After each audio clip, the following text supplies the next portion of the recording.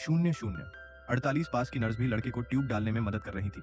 Doctor जेंग की आंखों में पछतावा और आत्मग्लानि साफ झलक रही थी। वे सिर्फ यही चाहते थे कि लड़का बच जाए, नहीं तो वो खुद को कभी माफ नहीं कर पाएंगे।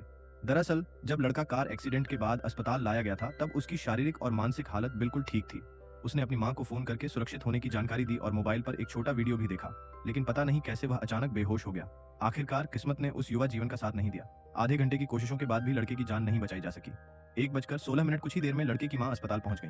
वे यह मानने को तैयार नहीं थी कि जो बेटा कुछ समय पहले उनसे फोन पर बात कर रहा था, अब एक ठंडी लाश बन चुका है। गहरे दुख के साथ साथ अब उनके अंदर क्रोध भी उमड़ पड़ा। उन्होंने तुरंत अपने सहायक से अस्पताल के डीन को बुलाने को कहा। तभी सबको पता चला कि यह महिला दरअसल अस्पताल के ट्रॉमा सेंटर के बजट की समीक्षा करने वाली टीम की सदस्य है, यानी अस्पताल के भविष्य की वित्तीय योजना उनके हाथों में है।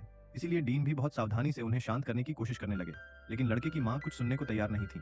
उन्होंने डीन से सवाल किया कि जब उनका बेटा होश में था और उनसे बात कर सकता था, तब डॉक्टर ने उसे तुरंत क्यों नहीं जांचा? अब वह कैसे इस हालत में पहुंच गया? 1:45 पर डॉक्टर जेंग यह सब सुनकर बेहद दुखी हो गए। उन्हें लगने लगा कि अगर उन्होंने ध्यान दिया होता तो शायद लड़का आज जिंदा होता। जब महिला अस्पताल पर मुकदमा करने ही वाली थी, तभी इमरजेंसी रूम की प्रमुख डॉक्टर अंदर आईं। उन्होंने गंभीरता से महिला को समझाया कि लड़के को नजरअंदाज नहीं किया गया था, बल्कि सिर्फ प्राथमिकता के आधार पर इलाज किया जा रहा था। उन्होंने कहा कि इमरजेंसी में इलाज पहले आओ पहले पाओ के आधार पर नहीं, बल्कि जिसे जरूरत ज्यादा हो उसके हिसाब से होता है। महिला को बताया गया कि लड़के के साथ जो 2 और लोग अस्पताल लाए गए थे, वे दोनों उनके निजी सचिव थे। एक की दिल की धड़कन बंद थी और दूसरे को फेफड़े और जिगर में गंभीर चोटें थीं। जबकि लड़का होश में था, अपनी मां से बात कर सकता था और दर्द या परेशानी की कोई शिकायत नहीं कर रहा था। शायद प्रमुख डॉक्टर की बातों से महिला प्रभावित हो गई और उन्होंने अस्पताल पर मुकदमा न करने का निर्णय लिया। लेकिन यह घटना डॉक्टर जेंग के लिए एक दुस्वप्न बन गई। शायद